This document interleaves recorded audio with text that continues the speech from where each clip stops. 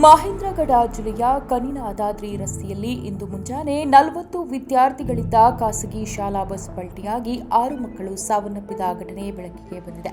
ಈ ಅಪಘಾತದಲ್ಲಿ 6 ಮಕ್ಕಳು ಸಾವನ್ನಪ್ಪಿದ್ದು, ಇನ್ನು ಕೆಲವರು ಗಂಭೀರವಾಗಿ ಗಾಯಗೊಂಡಿದ್ದಾರೆ.